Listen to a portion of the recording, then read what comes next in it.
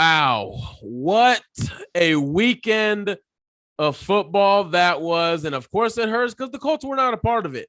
But as always, this is the Blue Stable Podcast. As always, I am your host, Michael Pevia. Joined by me is Destin Adams, Rashad McGinnis.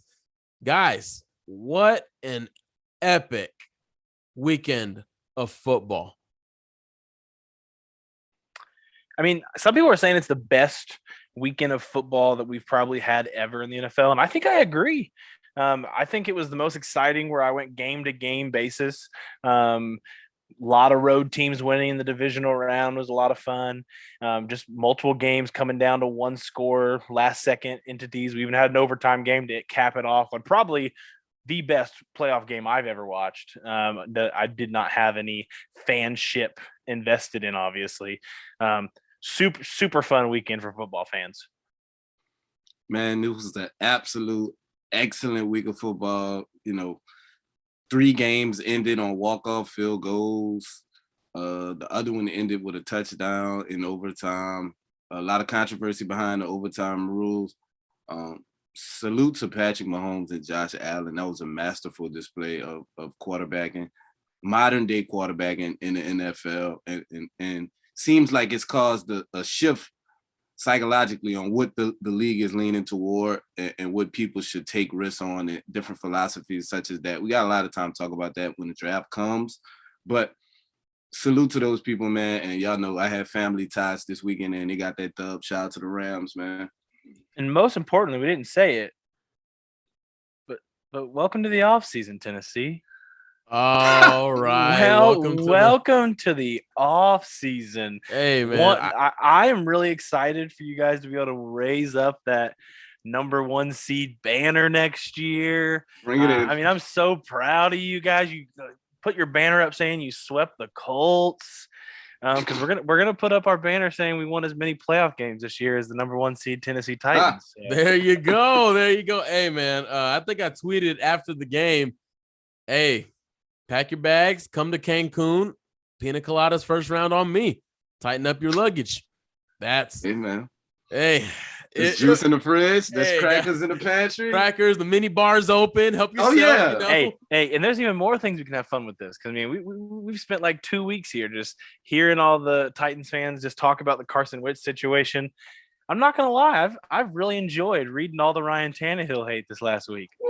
Hey, man. I've enjoyed it. Okay. I've enjoyed him and all that 56 million cap hit for next year, too. So since we're on the Ryan Tannehill stuff, and guys, this is going to be a pretty interesting show because we're going to go through the playoff games this past weekend. We're going to talk about the Colts as well. We got to talk about this. This is a Colts podcast. We're going to talk about, do they have the weapons to truly compete? Because I think after this weekend of football, I think it made every franchise in the NFL really evaluate where they're at, and that's a good thing.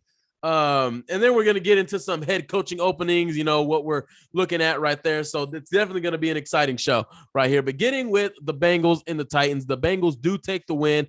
Last second field goal. Evan McPherson drafted in the 5th round. How about that? Trust me, I'm not paying attention to see what kicker 22 years old. 22 years old, hitting walk-off playoff winning game field goals. Baller. 19-16. It was a physical football game. It was a weird football game, but ultimately the Cincinnati Bengals took the dub. Ryan Tannehill channeled in his inner Carson Wentz, threw in 3 interceptions. Wentz never threw 3 picks in the game, though. I'm just saying. Not for the Colts. I'm just saying. Not for the Colts. Okay.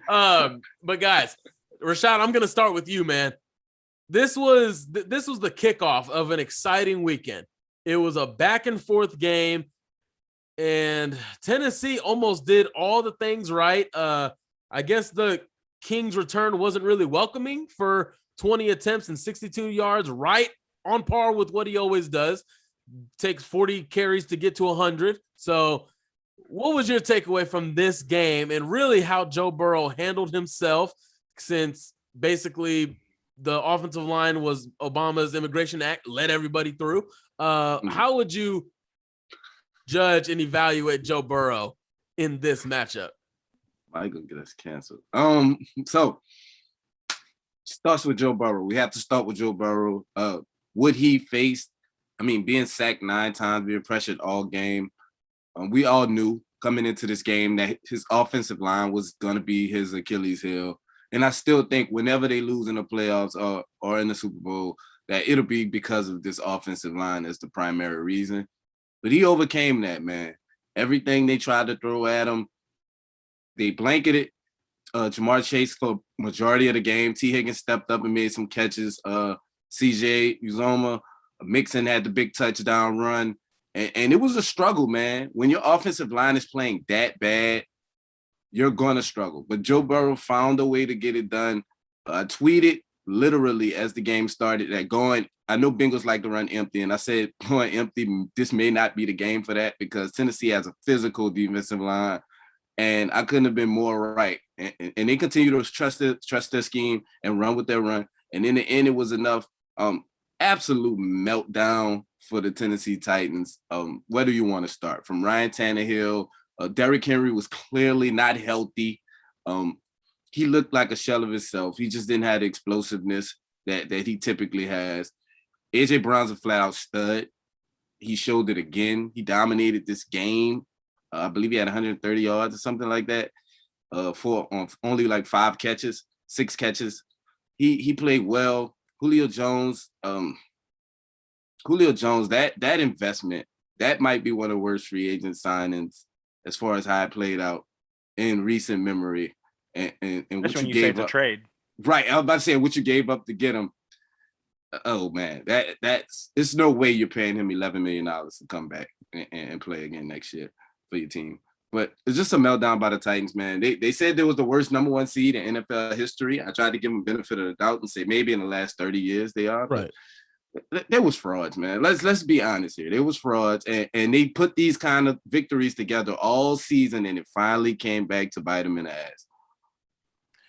Yeah, I guess the big thing that everybody was talking was this was the first time, like, they're finally healthy. They broke an NFL record for the amount of guys they had suit up for the team this year on the active roster for game day. It was either like 91 or 92, something like that, where amount of players they had suit up for their team this year. But here's the thing. Even if you get healthy here in the playoffs, those guys had no snaps. Derrick Henry was coming pretty much off 1 week of practice. Probably shouldn't even been practicing yet. Looked like he had a plate, 3 screws in his foot still. Lots of issues going on, but it was playoff time. He wanted to play through it. I'm sure it was a him decision, not a team forced, if I had to guess.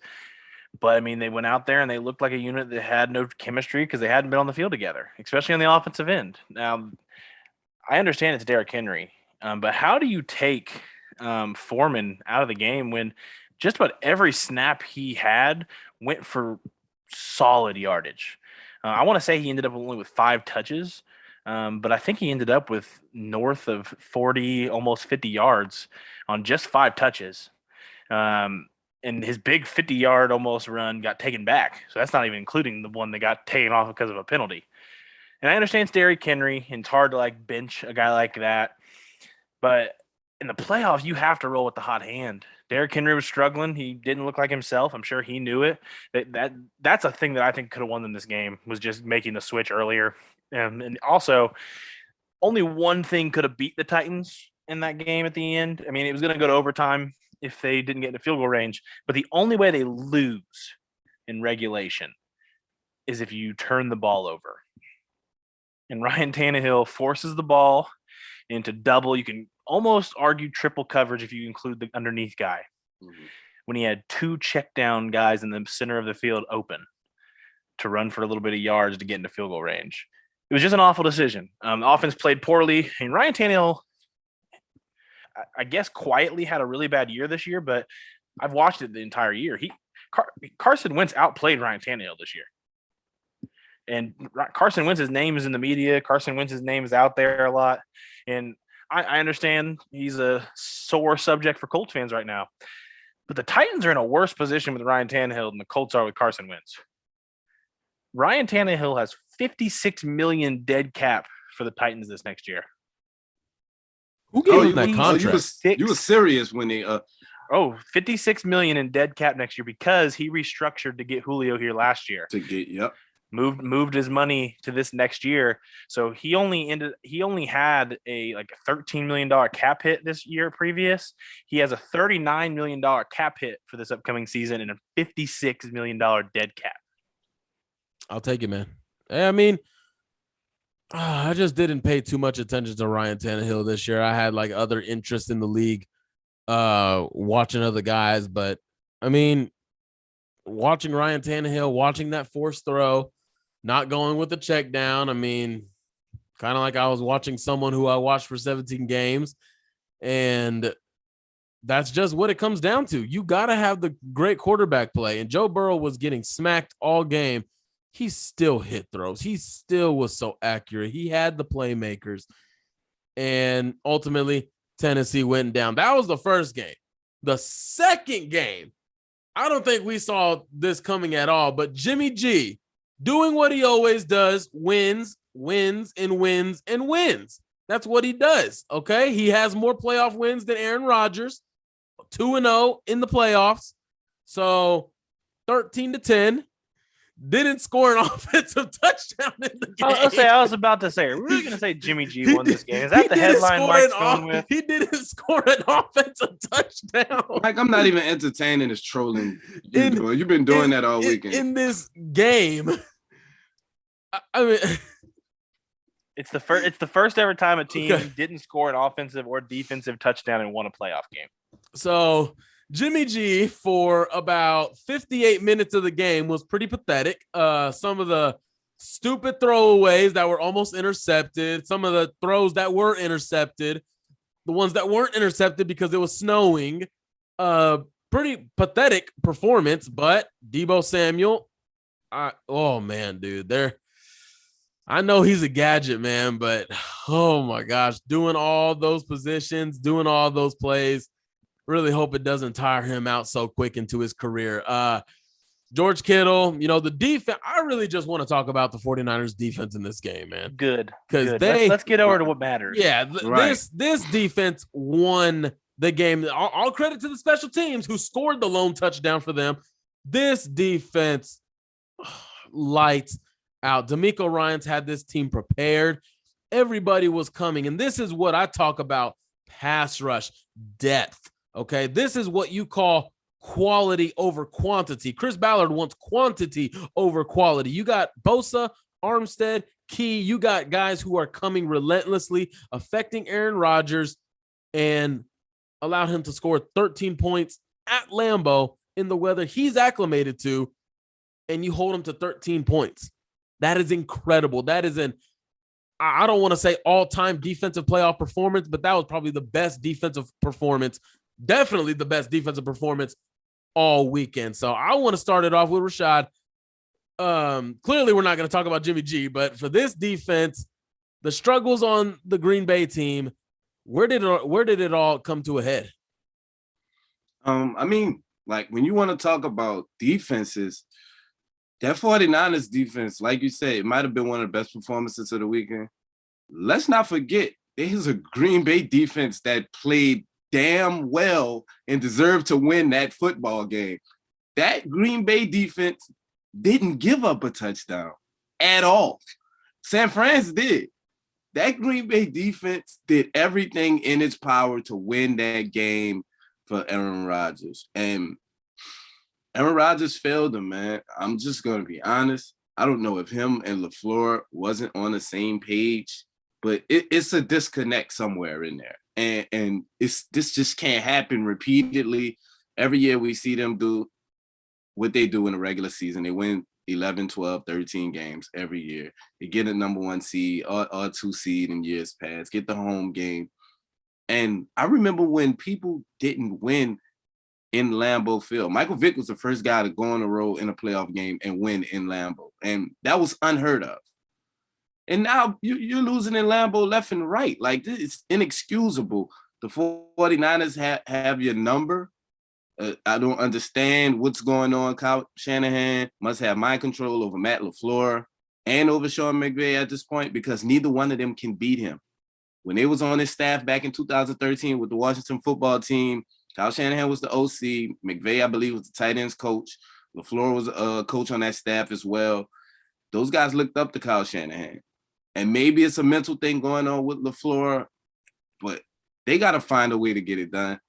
Unfortunately, I don't think it'll happen.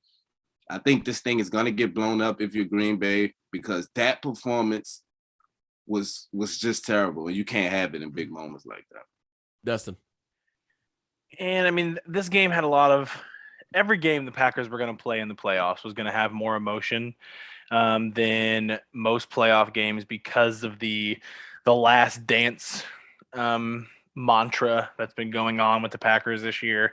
Is this Aaron Rodgers last year as a Packer? Is this Devontae Adams' last year as a Packer? Is Darius Smith? So many other guys where it just feels like the Packers who are in a tough spot financially for this next season. And then also the controversies with Aaron Rodgers and the restructuring of his contract before the season even starts to get him to even where he suits up as a Packer this year. But he has the right to leave this offseason via trade if he does request it. Now, they just didn't show up. I mean, the Niners defense, I mean, the Packers offense played poorly. That's for sure the case. But, I mean, you have to give the Niners defense so much credit. They came out and they were just studs. I mean, secondary was doing what they could. I mean, Devontae Adams opened up the game on that first drive with a really good drive. But after that, Devontae Adams was pretty quiet.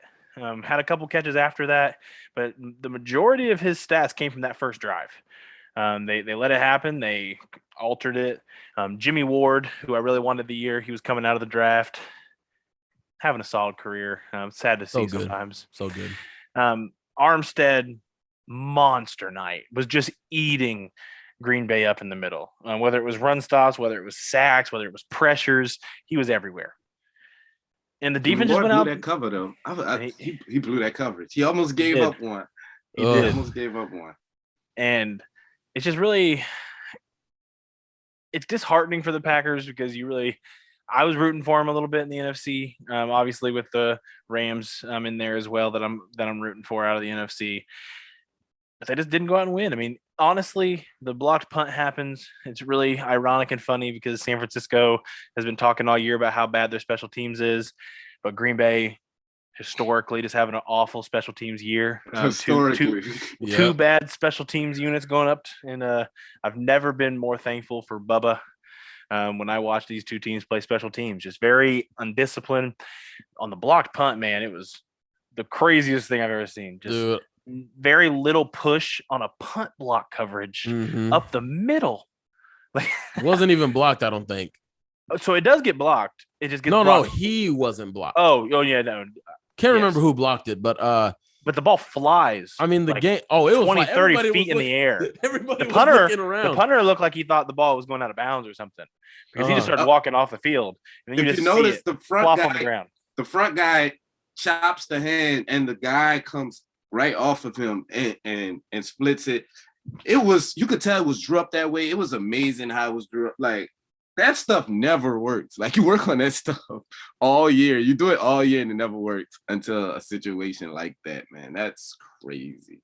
So with this game, I mean, after this season, what we've seen, I really got to say, man, at the beginning of the year, I was really wrong about special teams. Like, even when we were talking about Ashton Doolin, needs to be cut and everything. And who cares about Ashton Doolin and he plays gunner or whatever the case may be. This year taught me, dude, special teams matters a lot. I feel like a proud parent right now. Are you saying, Michael? Dustin, you hear this? I think this is a first for the Blue Stable, for Colts Nation, for Twitter. Michael, I want you to repeat this. Are you saying you were wrong? Wait, okay. I've said I was wrong so many times. Okay, I never heard you say. I've never. This is the first time I've heard it. So let's say I was wrong. Let's say it one more time for us. Okay, Dustin, make sure you clip this right here. I was wrong about special teams. Ashton Doolin, Zaire Franklin is still the special teams MVP. I mean, I was wrong. Special teams reign supreme. I don't know anything about special teams. I'm not smart. So, yes, Destin, you get this. I respect it. I respect you just owning it because there's still a lot of people that are. Hey, Still saying I they mean- would have cut Ashton Doolin even after watching the year Yeah. play out, and I mean- that's just foolish to me. I mean, if Ashton Doolin is brought back, which I assume he will be, I'm not gonna entertain Ashton Doolin being cut in the training camp. I just won't do it. I've learned my lesson. Proud of you. I'm proud of you, Michael. I've learned my lesson. I do lack remembering some things, so I'm actually gonna write this down in takes going into 2020.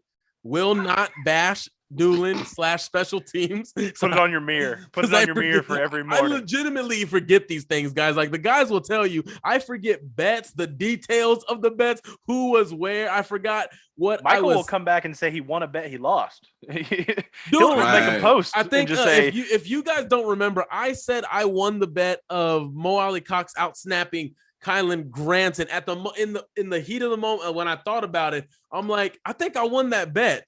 Destin comes back. No, I won the bet because you said Kylan flipped, and then he went back to the original episode, and it turned out that I lost that bet. And I forget these things. I need to start writing them down more, and I did write this one down.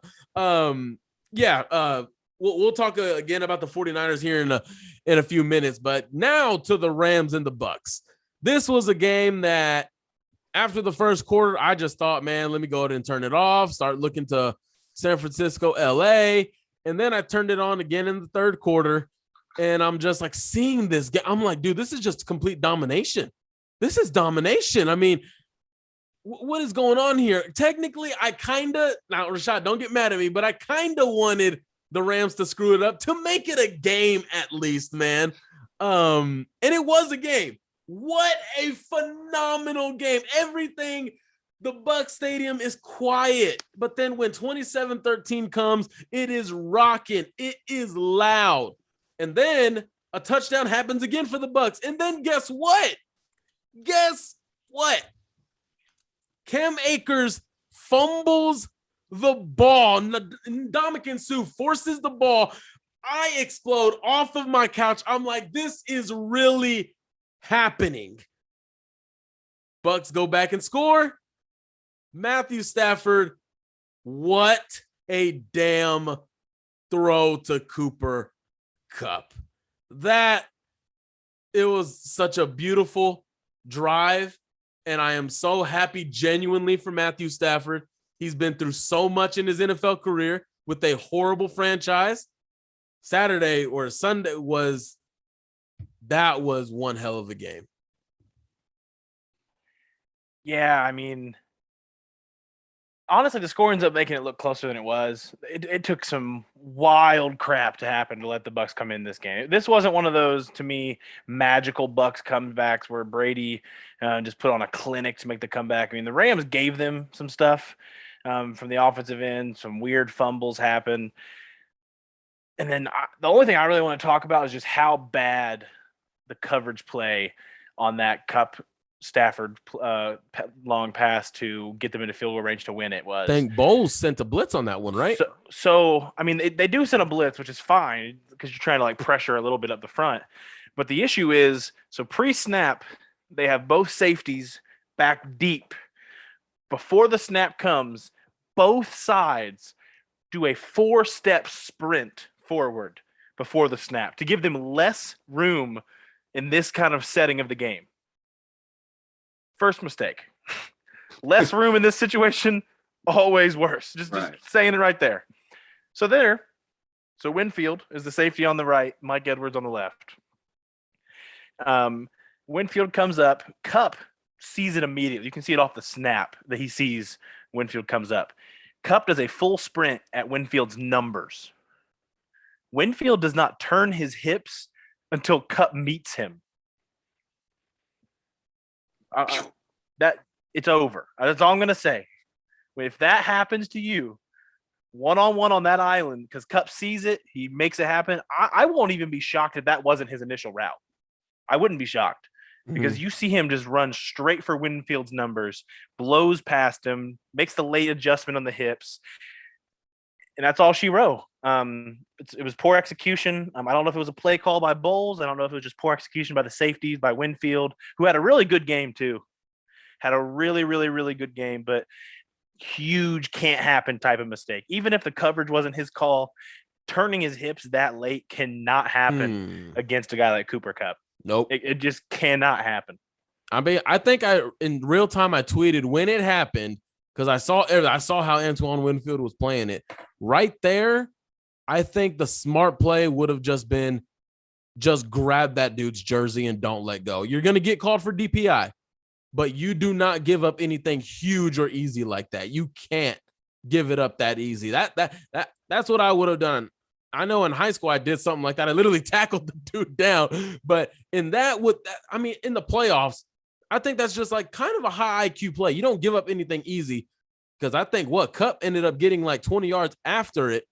And yeah, I tweeted in real time, Antoine Winfield should have grabbed that man's jersey. Rashad, man, I know I'm going to give the floor to you, man. Go ahead. I'm going to give the floor to you because we're going to have a lot to talk about with KC and Buffalo. But the rest of this segment, Tampa Bay, LA, it's all yours. Man. That game, y'all know, especially for me, was so...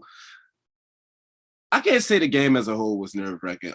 Everything I talked with my brother about leading up to the game was exactly how it played out for 3.5 quarters.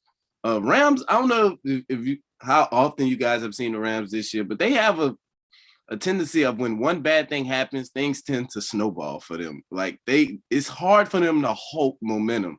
Like once momentum gets to turning, we talk about that all the time. You have to have guys that can just stop momentum, and turn things back in favor, settle everything down. And it was a classic case of that this week, man. Tampa Bay got the shit beat out of them for majority of this game. Like up front, on both sides of the line of scrimmage, they was getting beat. Tom Brady was so frustrated in that ball game because they just couldn't make anything happen. Now, we know a lot of that was due to Tampa Bay being banged up, and a lot of that due to the fact that the Rams are just a bad matchup for Tampa Bay as well. They beat them all 3 times they played them since they had Tom Brady. So sometimes you just don't match up well with teams. Rams knew that going in. When the Rams jumped out on them, we saw the fumble on the goal line.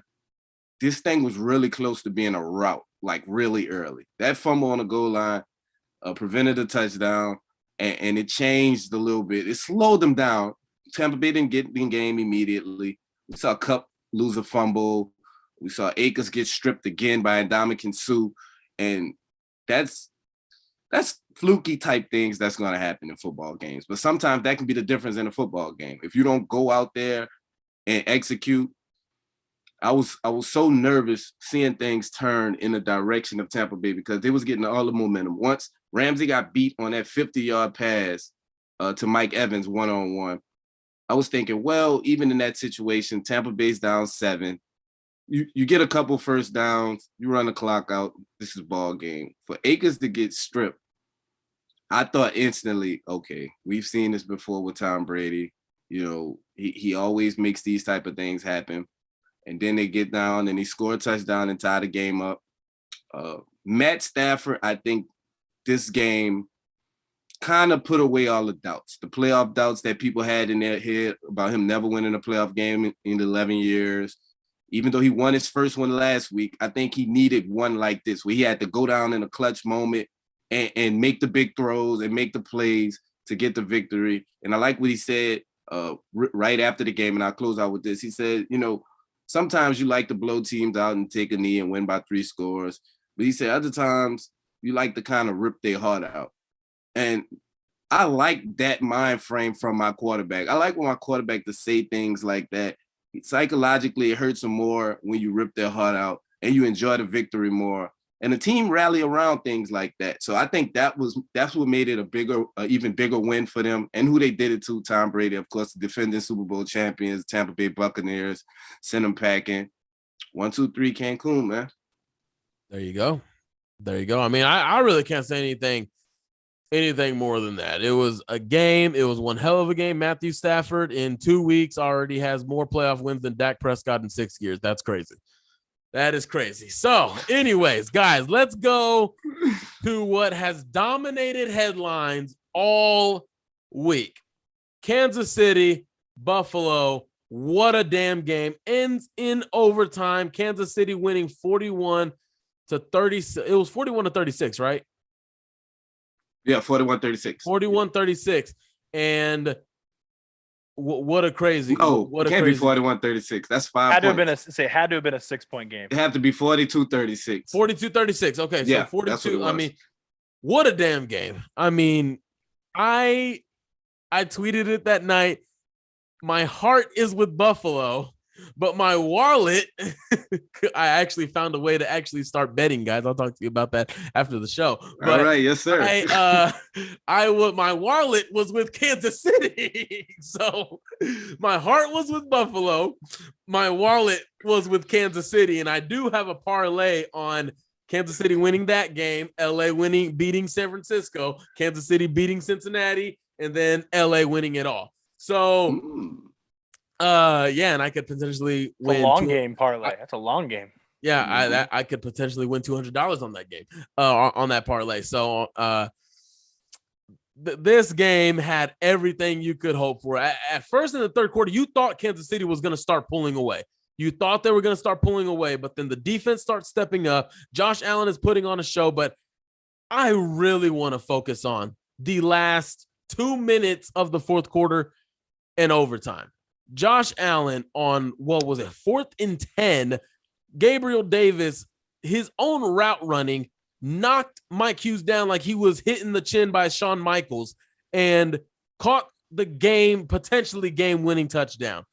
What really irked me the most, you got 13 seconds on the clock and you gave up 44 yards to allow a field goal.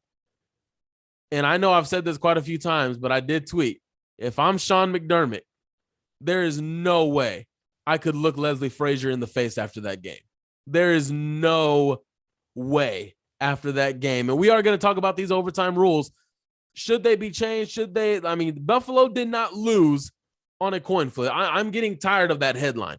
They did not lose on a coin flip, okay? Because you didn't go out there, heads or tails, heads, okay, Kansas City, you win. No, you still stepped on the field and you still played a game and you lost. But I will oppose Josh Allen deserved another drive. So that's my proposition. Give both another drive, but Buffalo lost that game more than Kansas City won it. They lost that game more because you allowed 44 yards in 10 seconds. You didn't even squib kick to get clock off. So that's already what I hint at earlier in the show. Special teams is important. Clearly, you didn't have the brains to at least do that. Squib kick it, get 4 yards off the clock or get 4 seconds off the clock. But what a freaking game. You almost you feel so heartbroken for Josh Allen. He put together a Super Bowl winning performance and he had to go home. Dustin, where are you at on this game, man? I think Rashad's going to talk next.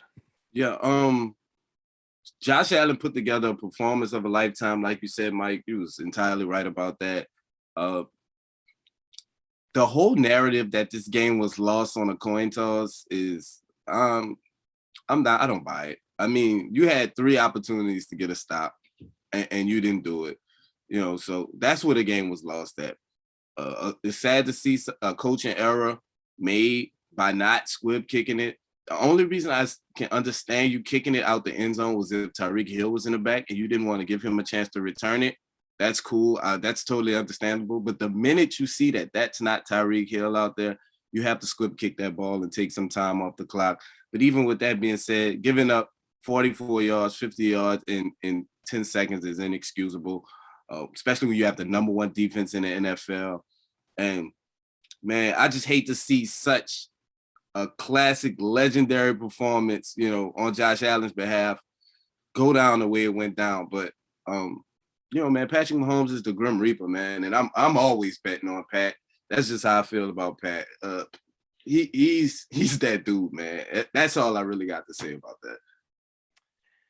Yeah, I mean, I guess it's hard. I mean, the Bills still beat themselves in overtime, but I do see what people say when they say the Bills lost to a coin flip, because this is from Ian Rappaport, who found some of the data on overtime since these current rules were in place. Under the current overtime rules, there have been 163 overtime games, including the playoffs. Teams that won the coin toss have a record of going 86, 67, and 10 in those games, won 52.8% of those games. Under the current overtime rules, there have been 11 overtime playoff games.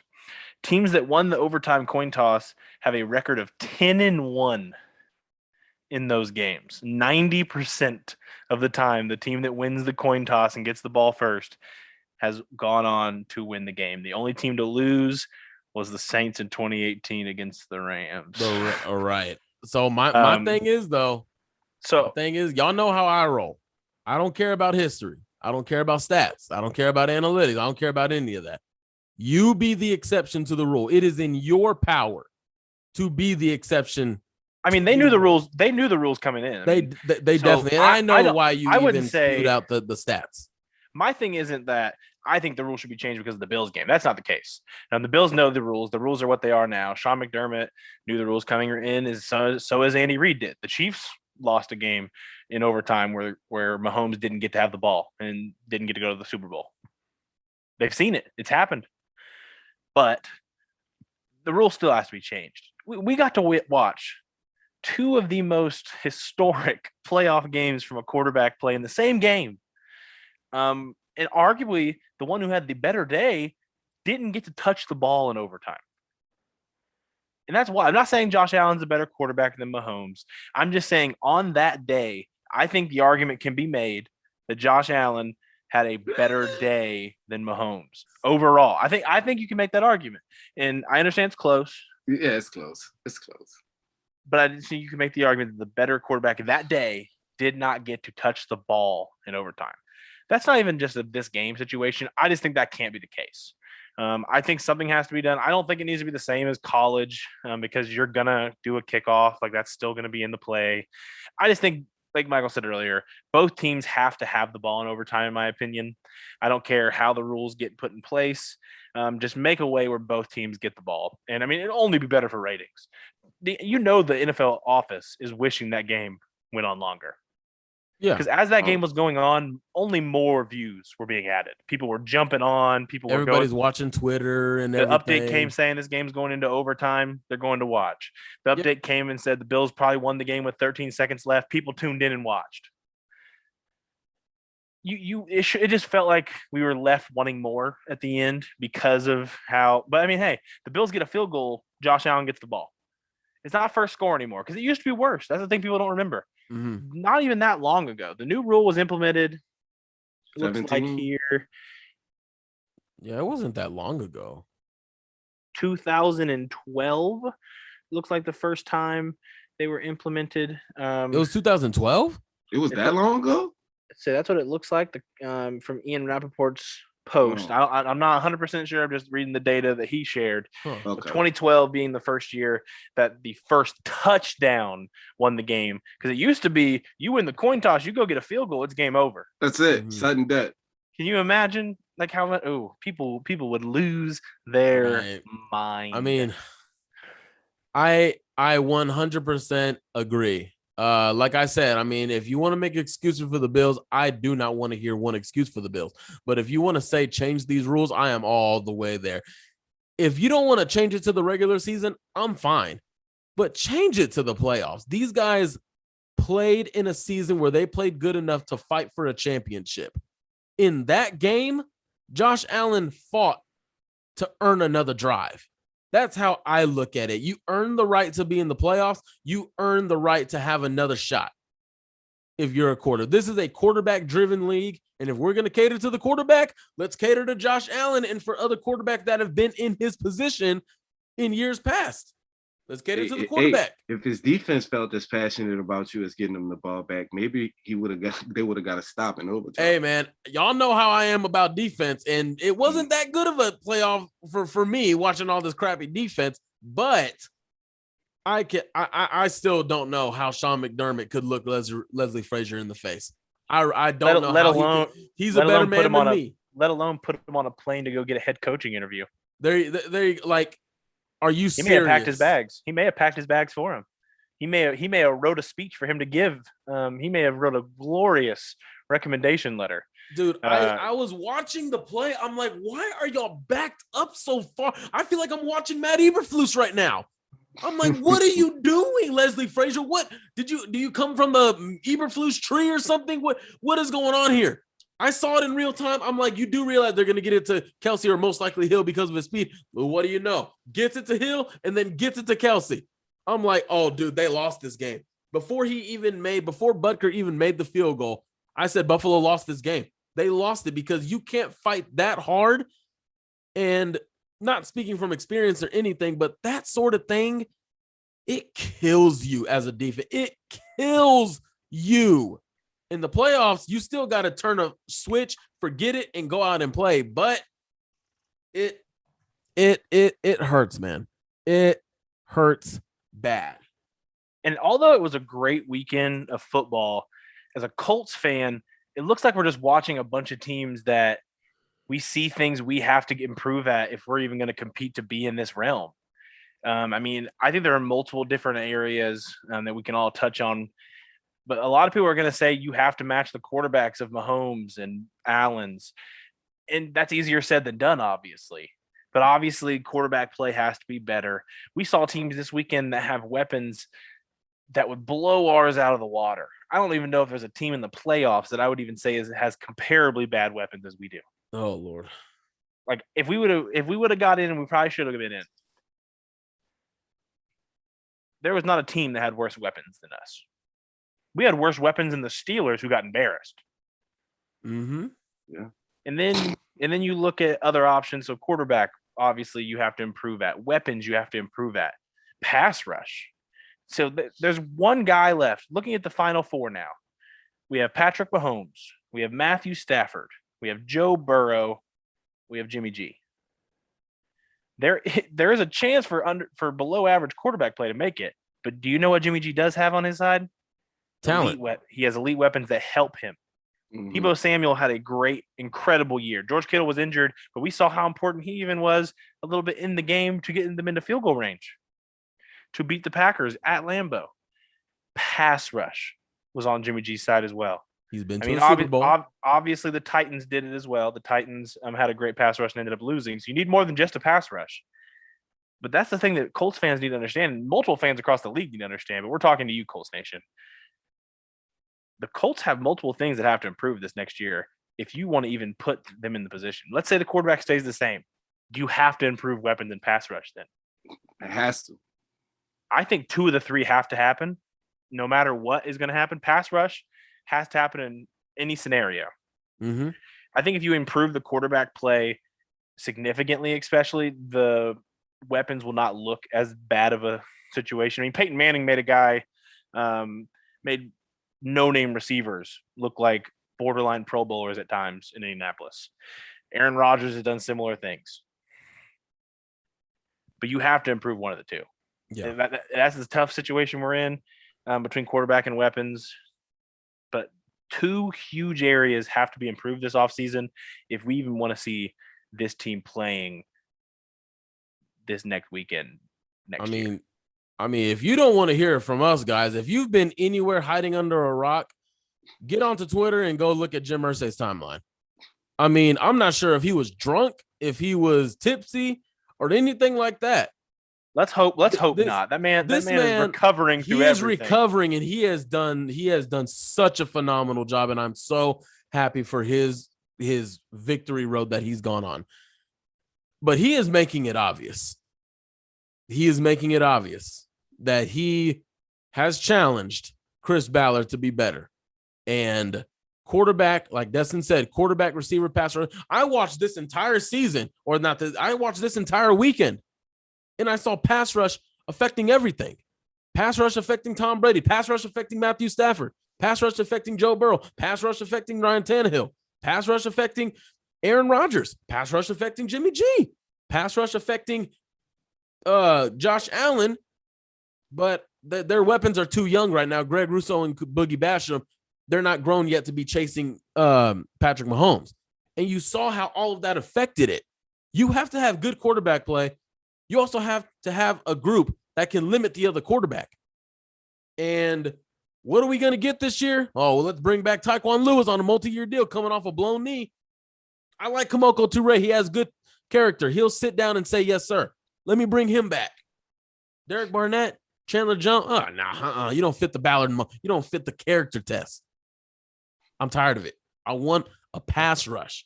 I don't care. Don't let me say that. But I just want toughness at the quarterback position. You just have to be better. And at this point, I've accepted it. Carson Wentz is who he is. I got my eyes on Wentz in 22, getting ready for the draft in 2023, Jake Haener season. Wide receivers, we talked about it briefly in one of the group chats.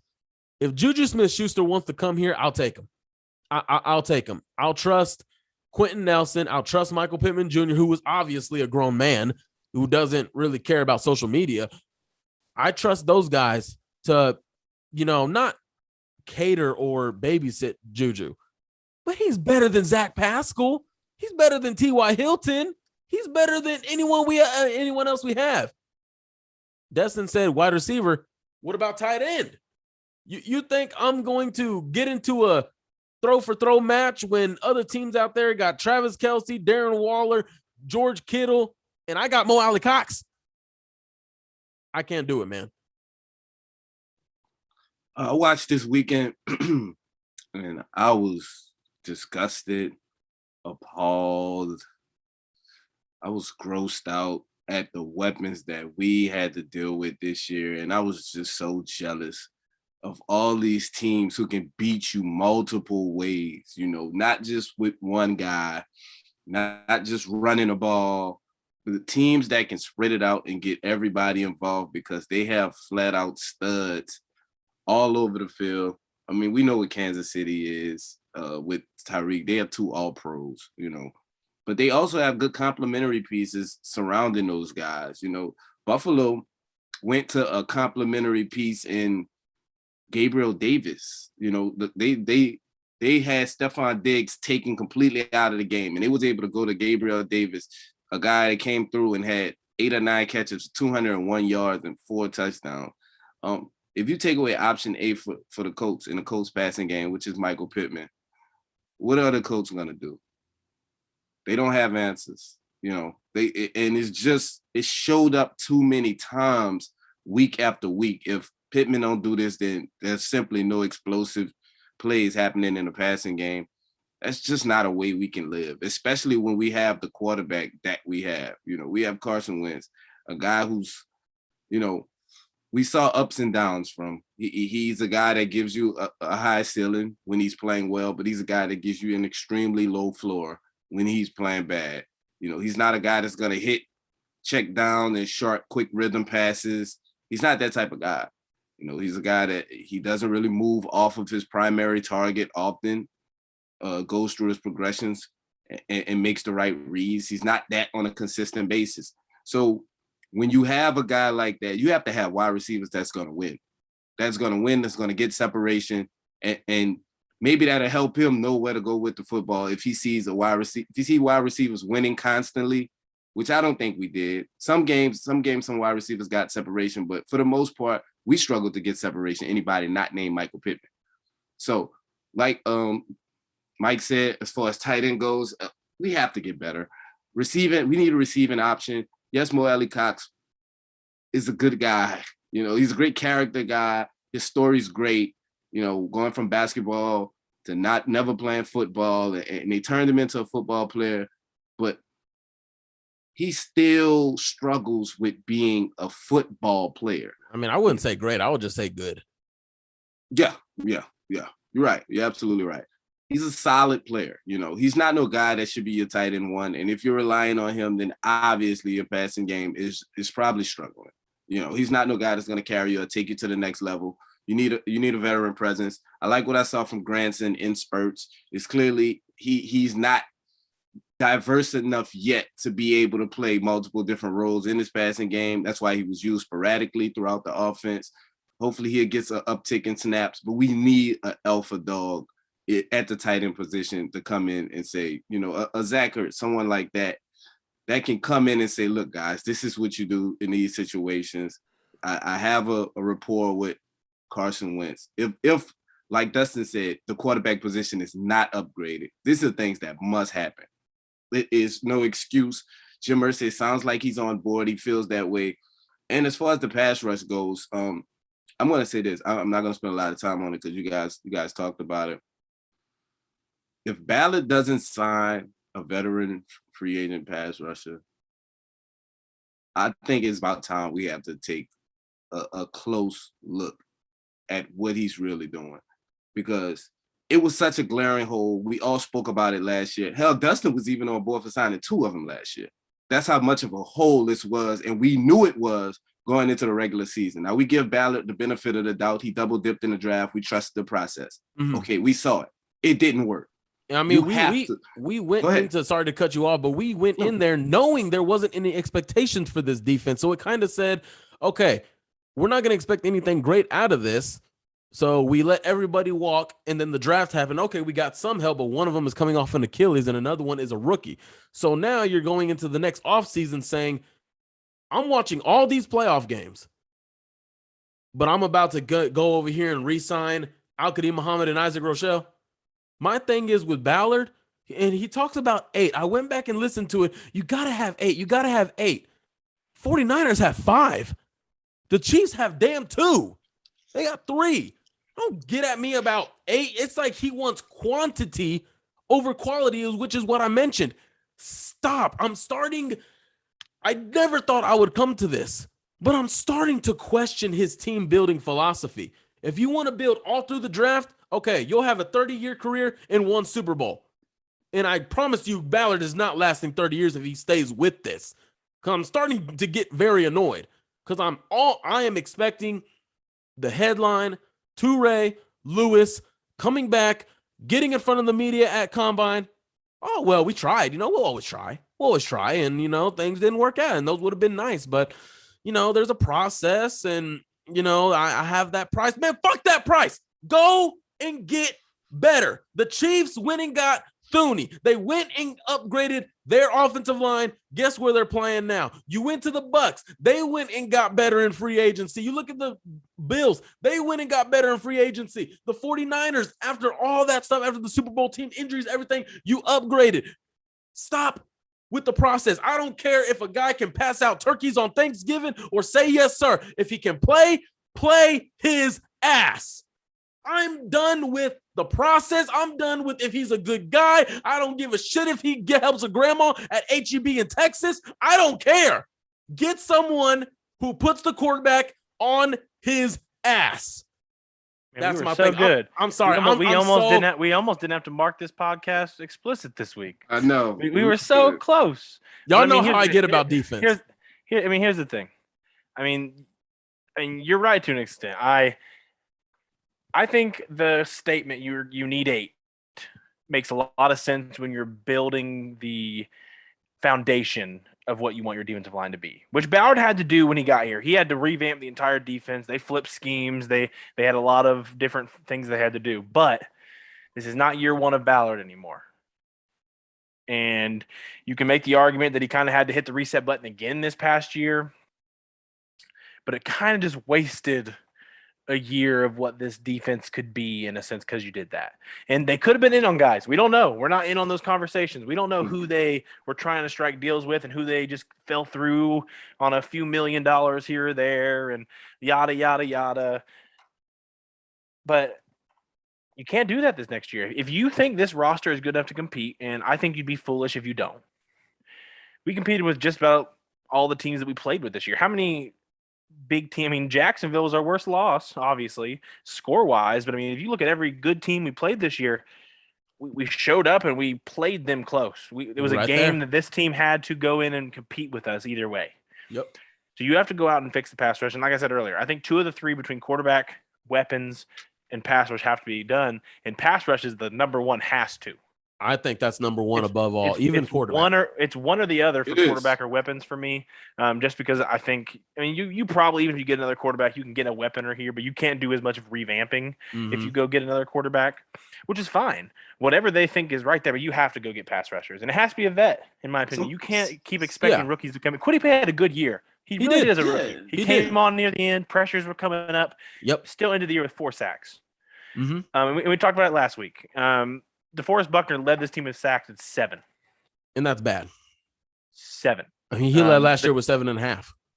The Titans had more sacks than 7 this last weekend. The Chiefs at the trade deadline sent the 6th-round pick for Melvin Ingram. There you go. Why are you not making phone calls? You know, you seen clearly by the trade deadline, you saw what this defensive line was doing. That's what I'm saying. It's way too much pressure on Buckner to have to be the heart and soul of this pass rush, man. That's not even his game. I think the last couple of years, the philosophy I've had in free agency was I'm going to trust Ballard. Me too. I learned that a little bit from first day of free agency. Signed Nico Autry a few years back, and I'm like, this is who we signed day one. I wanted Allen Robinson.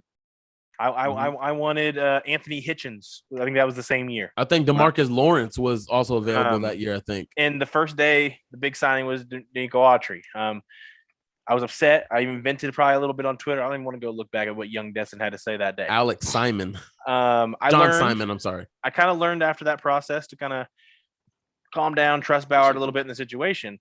And I kind of tried to do that last year as they were missing out on guys, even though I still think I have PTSD heartbreak from seeing Hassan Reddick sign elsewhere.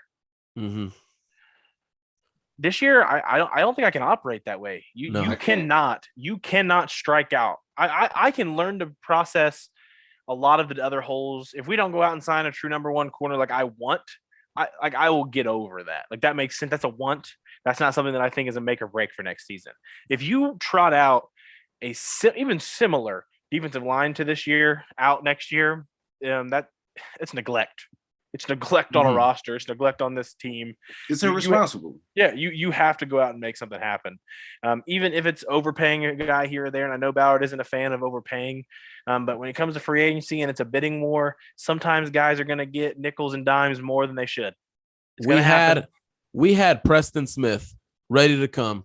Green Bay added $5 more million. Ballard didn't want to go up, so he went to Green Bay. I mean, I think a better example is the Colts matched Nico Autry last year, and the Titans added like $1.5 million in incentives. Yeah, basically get Autry over, and they let the incentives get them. Which I mean, hey, that could come back to an Irsay thing, and wasn't wanting to pay extra bonuses maybe for a guy, but.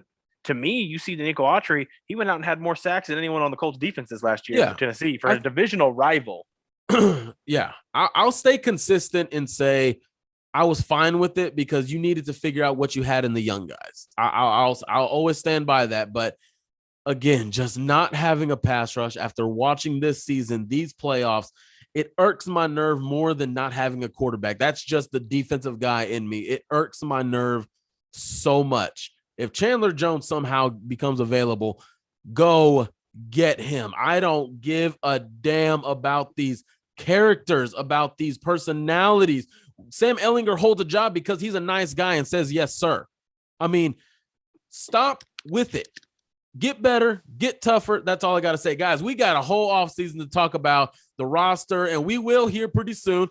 And at this mindset, I'm just saying, get more weapons, get a pass rush, go into year with Carson Wentz, and then get a quarterback in 2023. That's where I'm at, guys. We're going to go ahead and end the show here.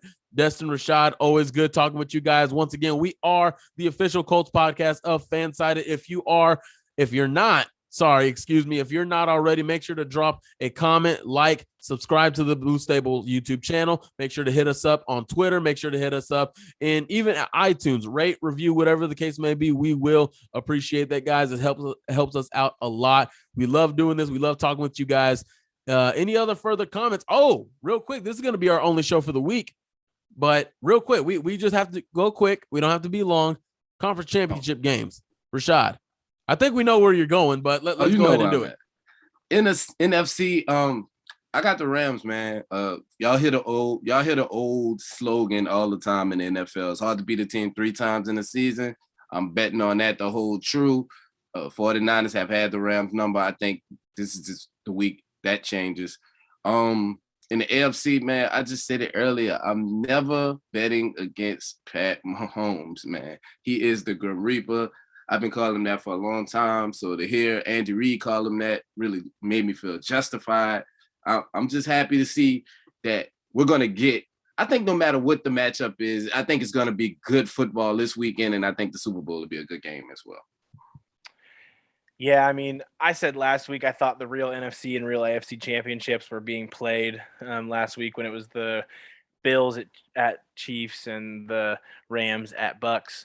That's not to discredit what the Bengals and Niners have done. They've earned their spots. They're playing this weekend for a reason. I just think their luck runs out having to travel to these places. I'm never betting against the Chiefs at Arrowhead in the playoffs. And I just think the Rams have got it going at the right time, and they're about to host the NFC Championship, and I think they're going to host the Super Bowl at their own spot. So I'm going Rams take it, and I'm saying the Chiefs take it. I'm not predicting the Super Bowl yet. I want to wait. Yeah, I predict the Super Bowl either. I'm still waiting. Hey, man, Jimmy G season. It's here. It's alive and well. That is a good-looking man. There's going to be a lot of women in SoFi Stadium cheering for him because he's good-looking. And he's going to get his ass beat. So, okay. Thank you. Hey, I will give this, though. I think Jimmy G will make it a game. I think he'll hear the noise, and he might Jimmy compete. G will make it a game? You think he is the reason the game will be a game? Hey, I think Debo and Trent Williams and George Kittle's going to make it a game. Well, I mean, they're the ones that have to block and catch the ball. Yeah, but I know what you mean by that question. I mean, Jimmy G's not bad, guys. I mean, he's just not a guy who will throw you into a win. He's just not that guy. And I think that's the perfect way to say it. Yeah, Jimmy I will not bad Garoppolo. That's his name. Jimmy not bad Garoppolo, but I wouldn't trade for him. So anyways, I'll take the Rams. I'll take the Chiefs, and I will actually take the Rams in the Super Bowl. Pass rush is going to be too much. The secondary is going to be strong. That KC defense is going to get exposed once again. And LA Rams are your Super Bowl champions, or at least considering how much they've invested into that team. So other than that, guys, this is the Blue Stable Podcast. I am Michael Pevia. He is Destin Adams. He is Rashad McGinnis. Thank you for listening this time. Go Colts. We have other shows coming to you later on. Future free agents, our own free agents, keep or let walk. We have all that coming to you soon, guys. Stay blessed. Oh, what's up? Oh, I just wanted to say, next week I'm not gonna be here, fellas. I'm gonna be at the Senior Bowl. So I just wanted to say, y'all hold it down. Wait, I should still be able to record though. I think I still may record with you guys. If you got to talk to Greg, he's gonna do it from the field with some prospects, is what I heard. Oh, okay. Maybe you know what? I may make that happen. Dustin. Man, screw the prospects. Get with Morocco Brown. Let's get a source of something going. Like, screw the prospects. Come on, man. Morocco Brown might not even be with us by that time. I don't know, man. We'll see. But hey, it's always good talking to you guys. I'm excited. All right, for the offseason to officially be here. But we still have a Super Bowl to watch. I am still sad that I can't make the Senior Bowl this year, even though I got approved. So, anyways, guys, once again, we'll see you next week. Enjoy championship weekend.